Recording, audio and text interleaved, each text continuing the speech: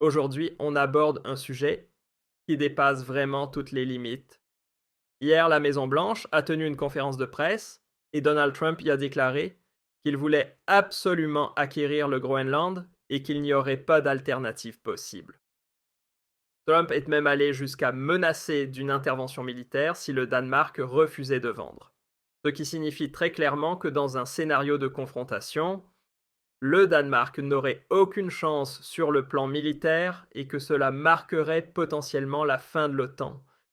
Et quant au fait que Trump enterre ainsi définitivement le droit international, vous vous en doutez sûrement tous. Donc allons examiner de plus près les déclarations de Donald Trump et ce que cela signifie comme conséquences graves pour le Danemark et pour toute l'Europe. Et en plus de ça, je vais vous montrer quel pourrait être le prix d'achat du Groenland. Et je vous le dis tout de suite, ce que ça pourrait coûter, c'est vraiment absurde. C'est parti. Aujourd'hui, on aborde un sujet qui dépasse vraiment toutes les limites. Hier, la Maison-Blanche a tenu une conférence de presse et Donald Trump y a déclaré qu'il voulait absolument acquérir le Groenland et qu'il n'y aurait pas d'alternative possible. Trump est même allé jusqu'à menacer d'une intervention militaire si le Danemark refusait de vendre. Ce qui signifie très clairement que dans un scénario de confrontation, le Danemark n'aurait aucune chance sur le plan militaire et que cela marquerait potentiellement la fin de l'OTAN. Et quant au fait que Trump enterre ainsi définitivement le droit international, vous vous en doutez sûrement tous. Donc allons examiner de plus près les déclarations de Donald Trump et ce que cela signifie comme conséquences graves pour le Danemark et pour toute l'Europe. Et en plus de ça, je vais vous montrer quel pourrait être le prix d'achat du Groenland. Et je vous le dis tout de suite, ce que ça pourrait coûter, c'est vraiment absurde. C'est parti. Vous avez sûrement tous entendu dire que le week-end dernier, les Américains ont apparemment tourné le dos au droit international. Et maintenant, ils veulent infliger à ce droit le coup de grâce. Après que Donald Trump aurait déjà capturé le Venezuela pour l'exploiter, c'est au Groenland de faire face à ce sort. Et c'est à ce moment-là que les choses deviennent vraiment dangereuses. Même la Tagesschau a écrit ceci: la Maison-Blanche menace d'une intervention militaire. Dans le conflit autour du Groenland, territoire appartenant au Royaume du Danemark, le gouvernement américain envoie des signaux contradictoires. La Maison-Blanche n'exclut explicitement aucune option militaire, tandis que selon certains rapports, le secrétaire d'État évoque plutôt l'idée d'un achat de cette île arctique autonome. La porte-parole du président Donald Trump, Caroline Leavitt, a déclaré mardi soir à propos des revendications américaines sur le Groenland: le président et son équipe examinent toute une série d'options pour atteindre cet important objectif de politique étrangère. Et bien sûr, pour le commandant en chef, l'utilisation de l'armée américaine reste à tout moment une option envisageable. Waouh, waouh, waouh!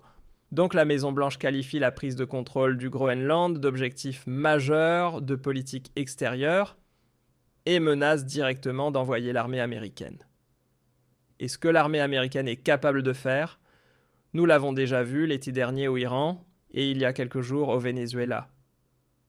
Et nous savons tous que le Danemark n'aurait aucune chance militairement face aux États-Unis.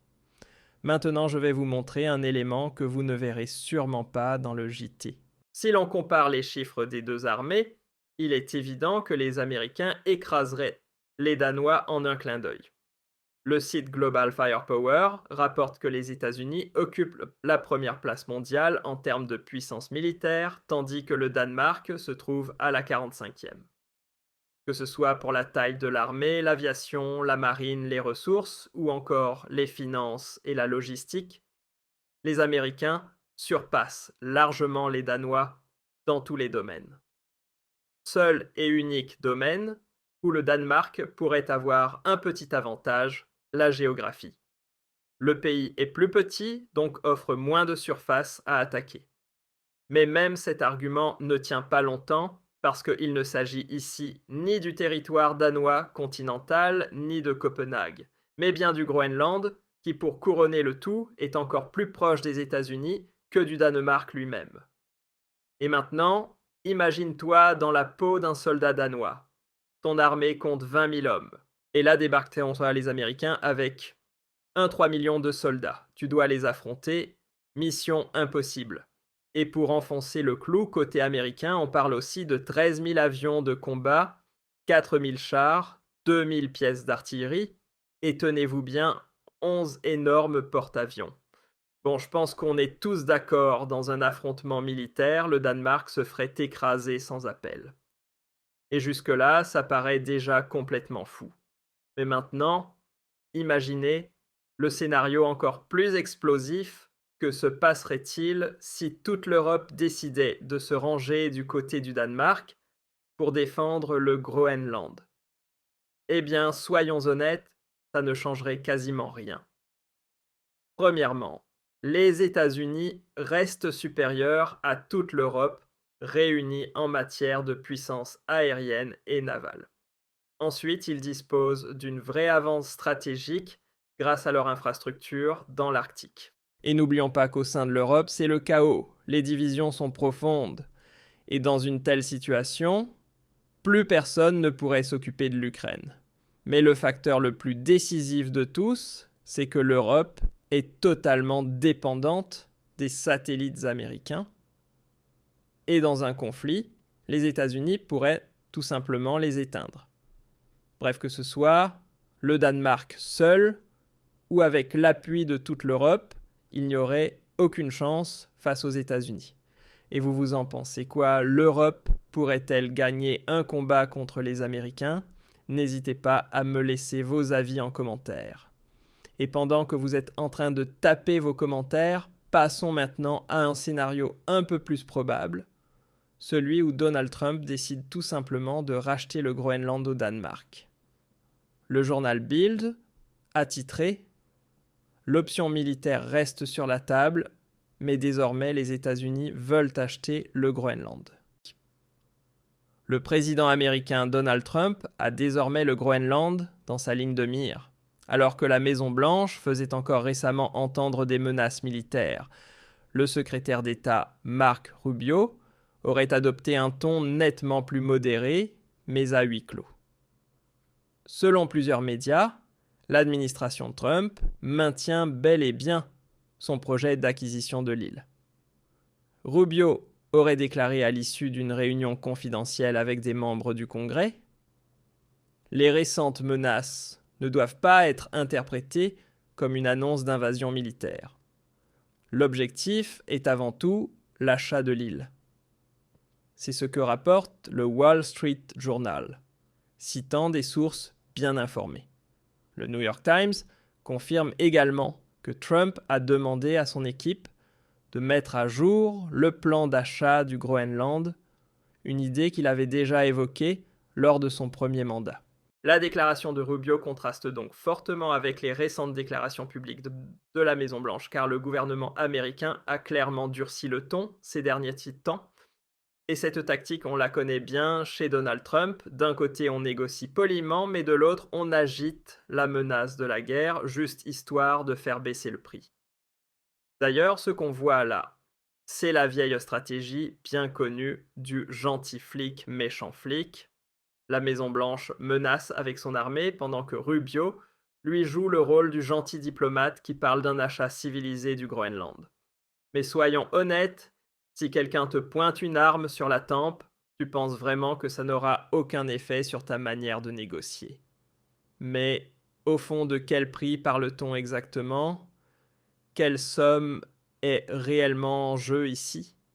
Parce qu'on ne parle pas de quelques miettes, mais bien de sommes colossales, de plusieurs dizaines, voire centaines de milliards. À ce sujet, j'ai posé la question à ChatGPT. Et voici les estimations proposées. Première estimation, un prix minimal symbolique, mais réaliste, situé entre 10 et 40 milliards de dollars. Car Donald Trump a pour habitude de proposer des montants de départ très bas, dans une logique purement stratégique. Ensuite, on pourrait envisager une fourchette plus modérée autour de 50 à 120 milliards de dollars. Parce que Trump adore afficher de gros chiffres dans les médias et l'achat du Groenland deviendrait alors l'un des plus grands rachats de territoire de toute l'histoire des États-Unis. Troisième scénario, un prix stratégique bien plus élevé, entre 100 et 300 milliards de dollars, étant donné que le Groenland regorge de ressources naturelles précieuses, comme des minerais des terres rares, du pétrole et du gaz, et représente donc un investissement stratégique pour la sécurité nationale.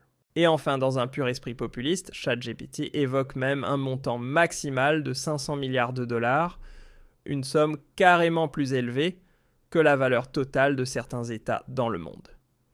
Donc pour résumer, l'offre se situerait quelque part entre 50 et 300 milliards de dollars, selon la gravité de la situation en matière de sécurité, et aussi en fonction de la quantité de pétrole et de gaz que les Américains pensent pouvoir extraire du sous-sol.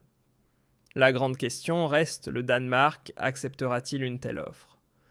Surtout quand on considère que Donald Trump menace d'un coup de force militaire si les choses ne se passent pas comme il le souhaite. Et on a déjà vu avec le Venezuela jusqu'où Trump est prêt à aller enlever un chef d'État et piétiner le droit international sans se soucier des pertes humaines ou de ce que disent